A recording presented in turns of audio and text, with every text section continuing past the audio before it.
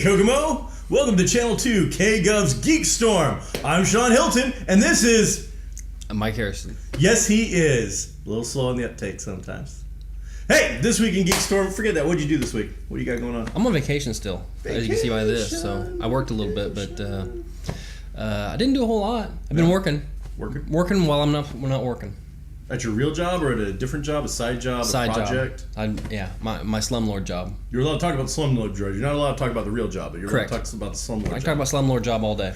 So Mike, you're a newly formed slumlord. That's affirmative. So it's kind of like the ghetto version of Monopoly. Like you bought a whole bunch of crappy things, and now you're like fixing them up a little bit. You're putting some houses down and some other nonsense. The way you say it doesn't sound so good. I mean, where were you before I signed the thing? So how's that working out? Is that that'll work? It's going just fine. Yeah, cool. Sure. I'm still I still in the comic store. Good for you. Getting ready to put on the Kokomo Con. It's right around the corner. You might still win. October 19th, Kokomo Con. Can't wait. So it's gonna be exciting. Gonna have a big commercial on Walking Dead. Premiere Walking Dead. Our guy right behind the thing. Commercial. It's like that one show with Kathy and Regis, but now it's like some chick and some other. Oh, he's Melman or whatever. What was the guy's name? Yeah, he's like that dude. So he's gonna be filmed. Mike Duke's the producer, director, and his buddy Anthony are gonna film the commercial. Awesome. So that should be good. Zombies? Do they need zombies still? They do. We're gonna be meeting on September 29th, which is Sunday morning at 8 a.m. They're filming at 9. About 9. So people should get here around 8 o'clock in the morning on Sunday in the back of the Comics Cube parking lot, dressed in their own zombie makeup, do their own thing, have a good time with it. Everybody's invited out, and then we're gonna film a commercial. That's awesome. So it's gonna be a good time. Wow. So did you go to the movies? I did. I went to a movie last night. What'd you go see? I went to see a movie called You're Next. YOU''RE, you are, you're next. Not like you're, like possessive, you're next. That would be ridiculous. It was your car. Yeah, right, exactly. This was You're Next. You're slumlord. Exactly. And it was just okay. It was supposed to be, the only reason I picked it, because we haven't done a horror movie in a while. And this was kind of a scary home invasion type movie, but it was supposed to have some kind of new twist on it that I thought would be interesting, and it was, and I won't give it away just in case the three of you that happened to go see it this weekend. I was the only one person in the theater last night, so I should have known right then. But home invasion out in like a New Englandish kind of setting, out in the woods, and like 10 people in this house for a family reunion type of thing, and the bad things start. And I think I was saying earlier, the only thing that's really going to survive from this movie may be kind of like that iconic image of the bad guy or bad guys were like black overcoat or black overalls and like a bunny face mask or a goat face mask. It was some type of animal face mask that one of these three guys had on. And other than that, it's pretty forgettable. It was made by. Do you remember on Netflix me showing you VHS? Okay, a guy that did a segment of VHS, which was like a short. A bunch of horror shorts put together. So he's used to doing shorts. He did another one called the ABCs of Death. He did a small segment of that, which is 26 mini projects. And this would have been something probably better like that. No name actors at all in this, and some of it was a little amateurish. And there were some good parts, but not enough to spend $8 on it. That's for sure. Home invasion. That's a creepy concept to begin with. You don't have to throw in goat masks and stuff like that. right. I mean, that's over the top. Like the supernatural, like the possession movies or the found footage movies. I mean, these are over the top things that I think a rational, normal human being really can't relate to for the most part. But I mean, home invasion is something that I think every normal person can relate to. You could think somebody's going to break in here and do horrible things to my family, steal my shit, do whatever. But so do we really need to throw in like animal masks on crazy, villagers or whatever the hell? Well, it seems a little over the top and unnecessary at that point. That's a Hollywood thing, I mean, they have to have a brand, an image to throw on posters and to make it recognizable for your next number two. Your next. Your next home invasion movie. Right. Now, I mean, back in the 70s, I think there was a few home invasion type things and whatnot, but that's kind of a genre, and maybe I'm wrong here, but I don't know that there's a ton. That's not like a huge, not like the zombie market where it's the home invasion market. Like, what kind of sick guy is like, oh, I can't wait for the next home invasion movie? But it's big enough that you understood what I meant when I said it. So, I mean, there's like, you're not Home Alone. Home Alone. That was a different one altogether. It's home invasion for the children. What was the one with the girl?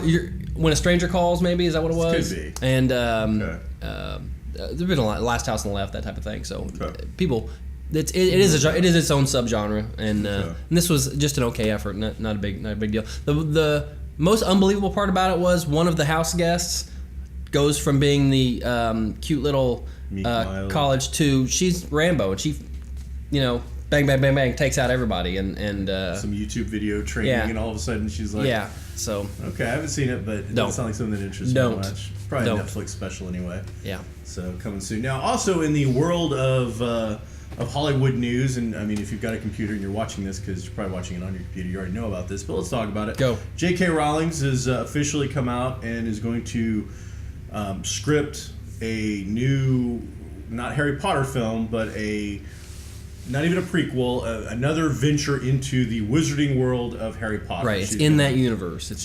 Yeah, they did some charity books several years ago for one of her many foundations where it was like the guide to critters of the wizarding world. So the idea is I think we're going to see an action-adventure thing following a zoologist kind of wizard guy going out and like finding the lairs. And, I think we're going to see a little Tomb Raider meets Indiana Jones with Harry Potter kind of feel. It is in that. It is even in that era. In their world, it is set in the 20s. Oh, okay. It's like 70 years. Yeah, it's a guy that was probably in school with Dumbledore or was taught by Dumbledore. Somebody that was that age back then, and then rose through the ranks. Hey, let's talk about something that I don't think's actually been mentioned. Then, like you're saying, some years ago. So there's a chance we're going to see some of the teachers as either students, or in the background. Like Dumbledore could be an actual character that we see being mentioned or talked about, but not as the headmaster. Right. The character that's the author of this fictional book that the movie is about was at one point a headmaster at Hogwarts.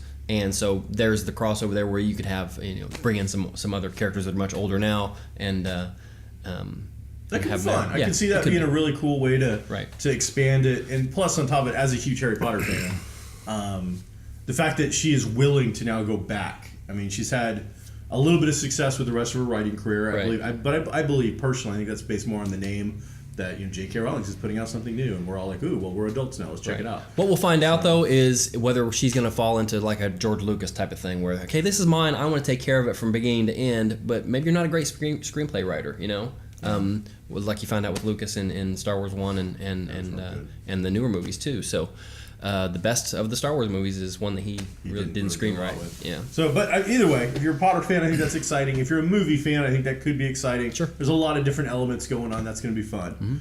Mm-hmm. Television's getting ready to start back up. Yeah. We've got a lot of TV coming at us. Mm-hmm. Netflix just put out a new original, so I watched that this morning. Which one?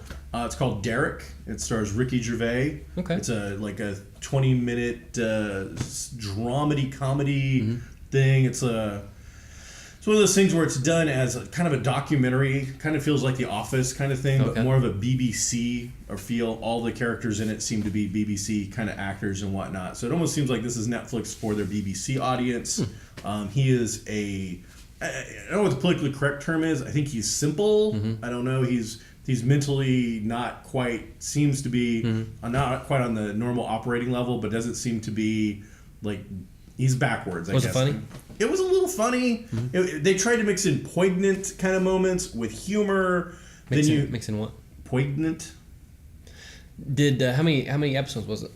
It looks like it's 7. I've only watched the first one. I watched the pilot. They introduce it. There's basically 3 or 4 main characters. They throw in what looks to be kind of a love interest. There's a death kind of thing. It's an old folks home. The idea is that he's one of the caretakers of a senior citizen's retirement kind of home. Okay. The only problem I could see with some viewers is very heavy accents. To the point where that is tough. A lot of BBC stuff. I watch a lot of BBC stuff. Even I'm like, what the hell are they saying? Right. And then there's just some weird humor as well. At one point, they're at a pub and somebody's making fun of this Derek character. As I said, it seems to be a little simple and whatnot. So they walk out and they leave, and he's got a crush on one of the female leads. She walks back in, and you see it kind of, because again, it's all kind of documentary film, so it's from a little bit of an angle because they're following Derek out. It pans back to her, and she taps the chick on the shoulder, she turns around, headbutts her, and then just walks out. So there's some humor in it, but there's also some touching things. It's a strange little thing. I don't know that it's going to go over huge, but it was something new. We checked it out. We got so if you're a Netflix fan, it's only 24 minutes for the pilot, so they're all going to be that 22, 23 minutes kind of thing. So check that out.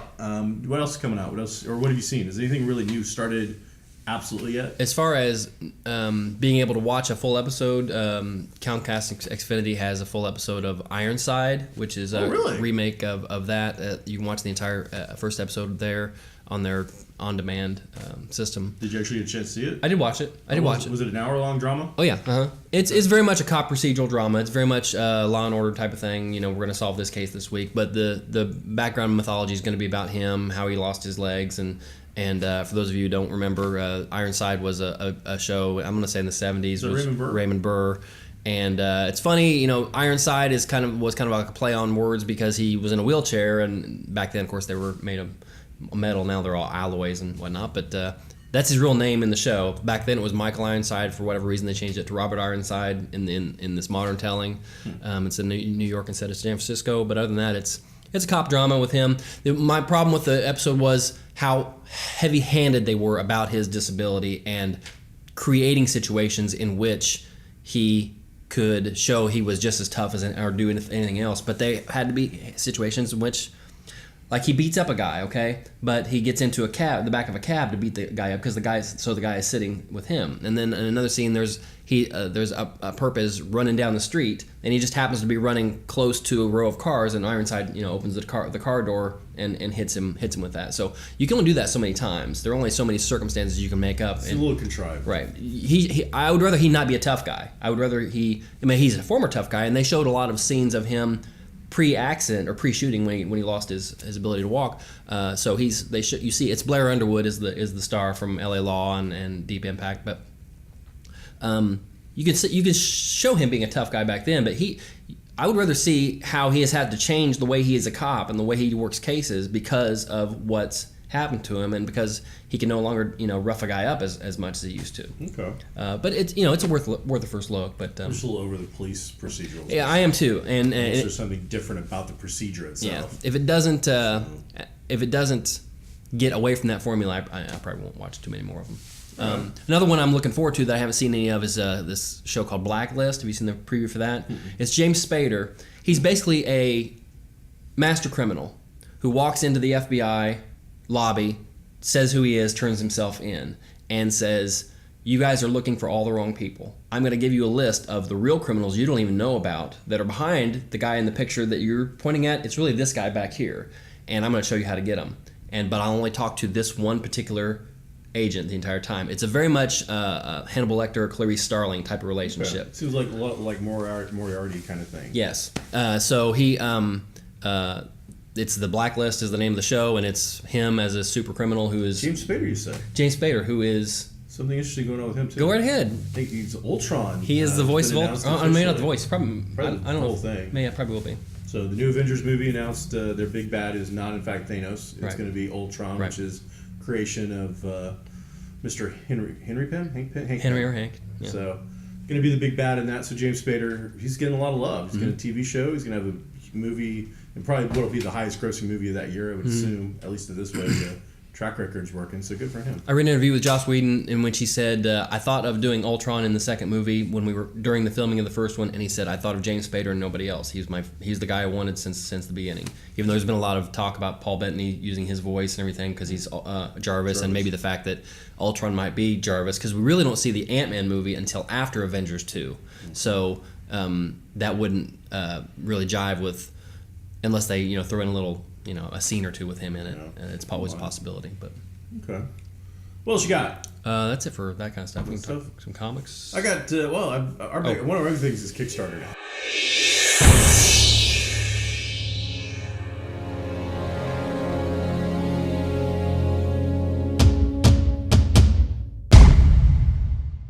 Do you follow Kickstarter at all? Once in a while, I'll get the emails that, hey, give me some money for this. Give me some money for this. Yeah. So, all right. Well, we've been. I know our producer back there, Mike's big into Kickstarter. I've been following it quite a bit. It seems like that's kind of where the new hip, really cool stuff's coming from. You got the Veronica Mars movie was basically, kickstarted from it. Mm-hmm. The new Zach Braff thing is kickstarted from it. There's a lot of bands doing stuff. So, for the geeks, there's a new one out. It's called Ninja Dice. Ninja Dice. It's Ninja Dice. Is that one word? It's probably 2 words. All right. It's Ninja and Dice. Okay. So the idea is and I cover a lot of games. I want to talk about. So it's a game. Okay. It's sure. a game. Okay. So it's a tabletop game. You're going to roll some dice, and so the idea is that you you're going to roll a house. And so there's like the house dice, and in it there's going to be guards, there's going to be people, and then you roll your ninja dice, and it has to defeat those things. So if you roll like 4 locks and a guard, you got to figure out a way to pick 4 locks and beat the guard. Is it solely a dice game, or are there other? Yeah, no, it's just a dice game. Wow. And it's multiple players. So like while I'm the ninja, we build the house. So we roll randomly, put the house together, and that's the dice all represent the different factors you're going to have to overcome to steal the treasures and do stuff in the house. And then I put together my ninja outfit. So this is how we're going to do it. You and the other players roll your dice, and they're basically hindrances or things like that. So you might roll a die that allows you to steal some treasure from me while I'm busy doing this. So you're like, hey, while you were away, I took this. And so I'm like, well, dude, where's my treasure? Is there any point during the game where I'm going to get hit with a Chinese throwing star in the chest, causing a superficial wound that really couldn't hurt anybody but make me fall over dead so he can go to the next guy? Yeah. Well, that's awesome. I'm in. I'd really like to see that. So, I mean, maybe it'll be No, all right. No real stars are being thrown. But, yeah, there's a different... So the new Kickstarter idea. When it's not your turn. New Kickstarter idea. It is a good idea. Just go with that. Even when it's not your turn, you're doing something to hinder the opponent. It's like $25, you get the whole game, and so stuff like that. And it comes in what looks to be like a little zip-sealed ninja head kind of thing. You sell that here at Comics Cubed? What's that? That game. No, it's not out yet. We're kickstarting it to get it to go. Now, I see. You got to pledge. Gotcha. You got a Kickstarter. You got to pledge for it. So you would go to Kickstarter.com and find this Ninja Dice. Ninja Dice game. And you throw them some money. What do you get in return for your donation? The game. Oh, they give you the game. Yeah, like $25. I mean, there's different plateaus. You get like for like $100, you get like 4 games and a special something around there. So this is something they already have the money to produce. No. That's the idea. Is that they produce like just a demo-y version, like they cut out stickers or something, put it on regular dice. But only if they hit their goal, will they have the money to produce it? They got to make $25,000 or something like that. If they make $25,000 based on the pledges, like I gave them, I'm willing to give them $25. Right. Now your credit card or whatever you're using doesn't actually get dinged until they reach the goal and the thing ends, and then you go from there. But it's still a chance. I mean, these guys could just run off with your money, I suppose. Yeah. So there's not a guarantee that they're going to produce whatever it is. Kickstarter's been pretty legit, though. I don't. There's been a few that have gone bad. Mostly, the ones that I've seen that have gone bad have been video games. So I don't back any video games on Kickstarter, but board games and things like that, I think it's a good way to check out some new stuff. So Ninja Dice is this week. I also backed something called Give It to the King, where you're playing messengers, and the idea is you're kind of leapfrogging and doing stuff to get. I immediately thought of History of the World Part 1. Yes, when you said that. So but go ahead. They're basically you're fighting your opponent to get to be the first to deliver a message because you'll get the most money for being the first one. Gotcha. And so it looked kind of cute and fun, so we'll check it out. But every week we'll talk about something new on Kickstarter. There was something I saw for you on Kickstarter, actually. What was it? It was... How to Be Awesome? It was like $19 for the pledge to get the item, and it was a utility tool that had like 10 tools in one called like the parachute. I like that. And it was like, it's kind of shaped like a parachute. It's got like a screwdriver in it. It's got a little tiny 2-inch saw blade kind of thing built into it. It's got a strap so you can use it as a keychain or hook it over your pants or something like that. I want one. It had a 2-inch ruler built in. It had something to cut like a seat belt or something. You had me at utility tool. So it's the perfect thing. You'll never get on a plane because the government would never allow it. But it's the thing you want on the plane with you when it goes down. Right. Okay. So it's good for a little bit of everything. Cool. So I thought, and when I saw it, I was like, hey, my buddy Mike, he's all about that kind of stuff. I think he likes gadgets. He'd do that. I do. So, all right. So what else you got? That was that was our Kickstarter moment. Nice.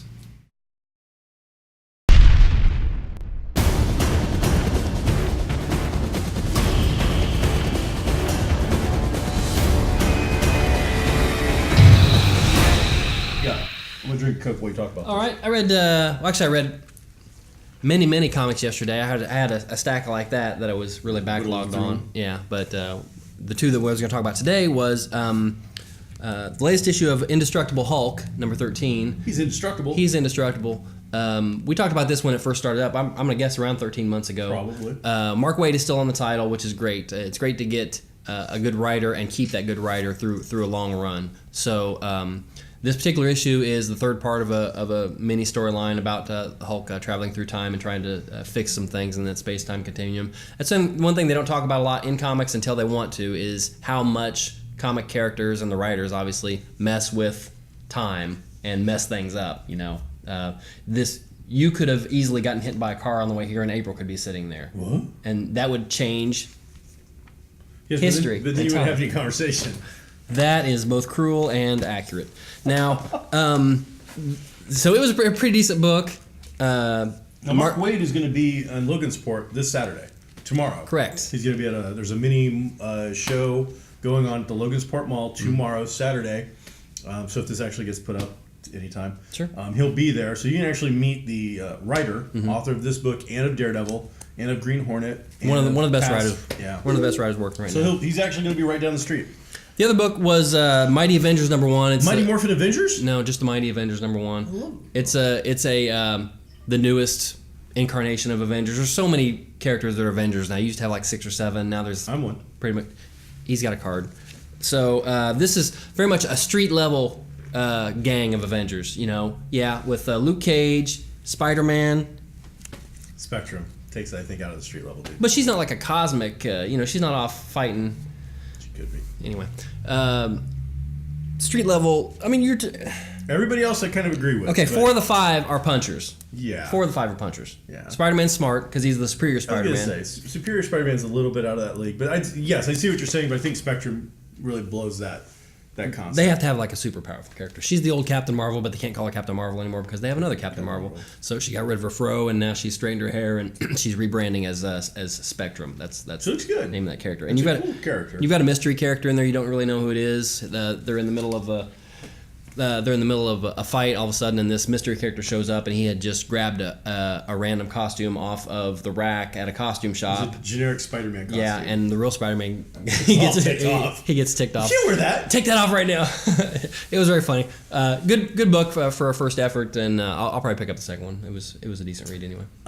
Worst book of the week also came from Marvel Comics. It's called Infinity Hunt, and it was by far the largest pile of comic crap I've read maybe this year. Wow. And that had to beat out Ghosted #1 as a giant pile of crap. But Infinity Hunt #1 really was no joke.